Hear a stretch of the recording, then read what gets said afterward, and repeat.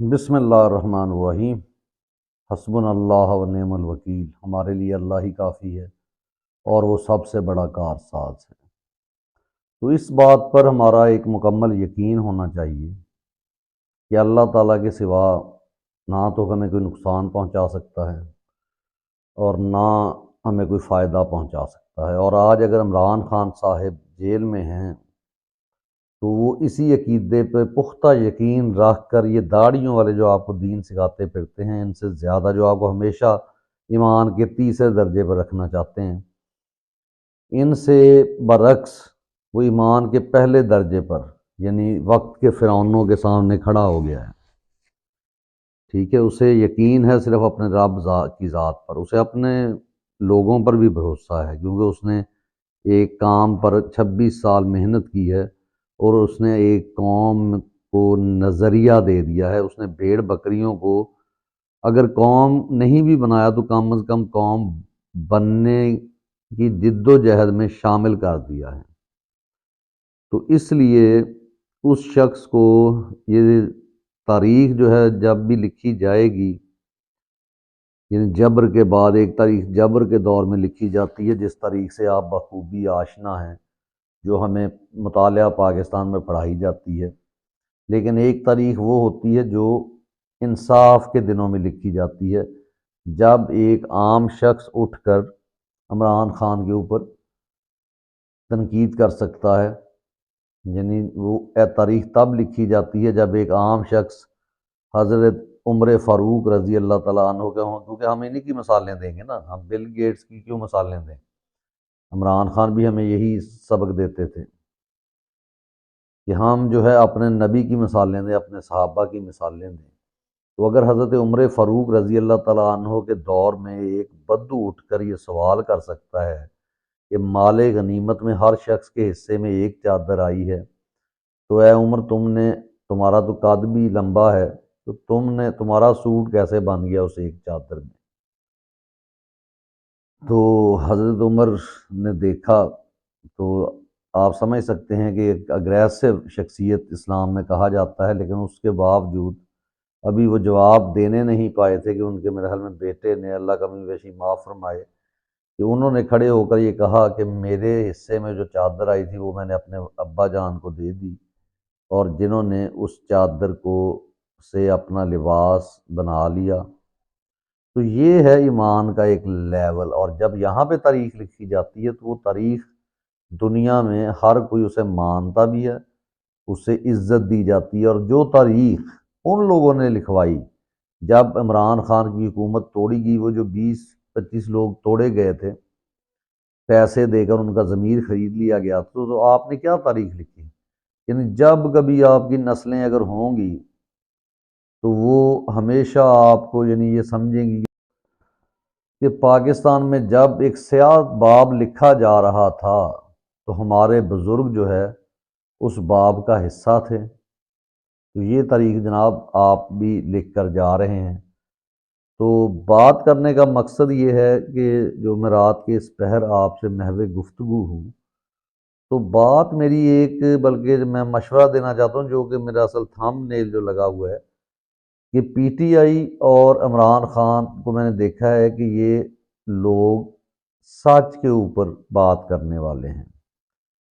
یعنی اگر کوئی چیز عمران خان بھی کوئی بری کریں تو یہ ان پر تنقید کرتے ہیں، یعنی یہ سوال کرتے تھے، یہ وہ لوگ نہیں ہیں پٹواری ذہن کے کہ جو مرضی کہیں تو یہ کہتے ہیں جی جیو میاں صاحب جیو۔ نو، یہ عمران خان کو بھی آئینہ دکھانے والے لوگ ہیں، یہ عمران خان سے سوال کرنے والے لوگ ہیں، جس لیے عمران خان کو روزانہ کی بنیاد پر اپنے ٹویٹر سے،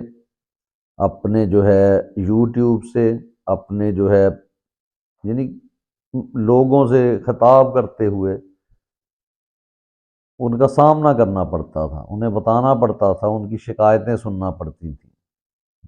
وہ اس چیز کا باؤنڈ نہیں تھا ہماری جو تاریخ ہے، لیکن اس نے ایک تاریخ رقم کر دی کہ اس ملک میں ایک غریب شخص جو ہے وہ اس سے بات کر سکتا ہے اگر اس کی کال مل جاتی ہے، اس سے ایک بیوہ بات کر سکتی ہے کہ جس کے پلاٹ پر ایک فیصل آباد کے بہت بڑے ڈان نے، جو کہ اب اسلام آباد میں ایک بہت بڑی ہاؤسنگ سوسائٹی میں ڈان ہے، رانا برادری سے ہے، اس نے ایک بیوہ کے مکان پر قبضہ کیا، اور اس کی کال جب خان صاحب کو جاتی ہے، عمران خان صاحب کو، جن کا نام لینے پہ پابندی ہے، تو کیا ہم تمہارے غلام ہیں کہ ہم کسی کا نام بھی تم سے پوچھ کر لیں،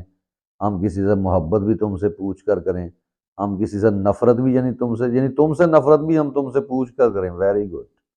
یعنی تم نے ہمیں یعنی سمجھ لیا ہے کہ یہ بھیڑ بکریاں ہیں۔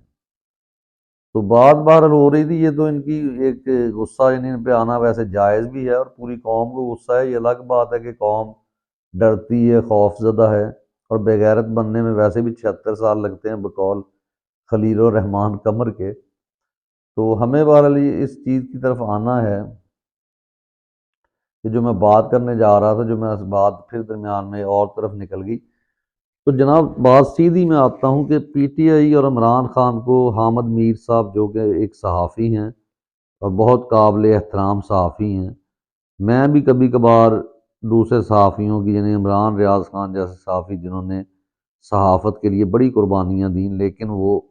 بہت زیادہ تنقید کرتے ہیں حامد میر صاحب کے اوپر، تو جناب اگر میں معید پیرزادہ صاحب بھی ہو گئے، تو ان تمام لوگوں سے اگر آپ یعنی فلیکسیبل مائنڈ رکھتے ہیں، اگر آپ یہ سمجھتے ہیں کہ آپ وہ لوگ ہیں جو تاریخ کے دوراہے پر کھڑے ہیں اور یہاں پہ تاریخ کو بدل سکتے ہیں،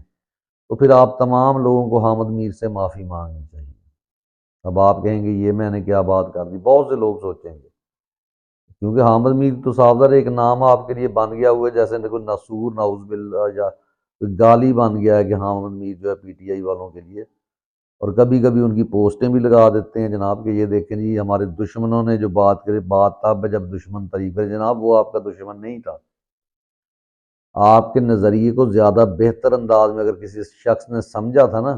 نہ وہ عمران ریاض خان نے سمجھا، نہ وہ ارشد شریف نے سمجھا، ارشد شریف شہید، اللہ انہیں جنت میں جگہ دے، اس نظریے کو جو صحیح سمجھا تھا نا، وہ سمجھا تھا جناب حامد میر صاحب نے، جنہوں نے اس وقت تنقید کی تھی کہ آپ کو جو دہشت گردی کے اوپر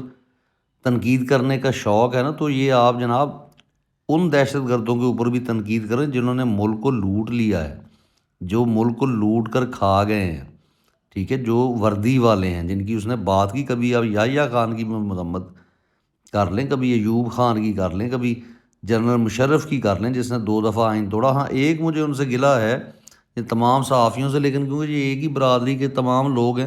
تو یہ نواز شریف کو بھی لے آتے ہیں کہ جی انہوں نے بھی ایسا کیا، تو نواز شریف تو انہی کی کٹ پتلی ہے، انہی کا لاڈلا ہے، اور بس آپ نے اس کا نام اس لیے لینا ہوتا ہے کہ جو فائدے آپ نے وہ لینے ہیں وہ لے لیں، اور جنہوں نے نہیں بھی بلکہ فائدے لینے، وہ بھی عمران ریاض خان جیسے لوگ بھی ان کو سیاستدان کہہ دیتے ہیں، تو سیاستدان تو وہ نہیں ہے جناب، وہ تو ایک قسم کے انڈائریکٹلی جو ہے فوج کی حکومت ہے۔ تو یہ جناب ہو رہا ہے، تو بہرحال آپ تمام دوستوں سے التماس ہے، میری ایک درخواست ہے کہ آپ لوگ جناب معافی مانگیں حامد میر صاحب سے کہ انہوں نے جب آپ لوگ یہ بات کر رہے تھے، یا ہمارے آپ کے بلکہ لیڈر جو ہیں عمران خان صاحب یہ بات کر رہے تھے کہ فوج اور ہم ایک پیج پر ہیں، تو تب بھی انہوں نے بتا دیا تھا کہ یہ کبھی بھی ایک پیج پر نہیں آ سکتے۔ تو اجازت چاہتے ہیں، اگلے وی لاگ تک کے لیے اجازت دیں، جلد ملاقات ہوگی۔ اللہ حافظ، پاکستان زندہ باد۔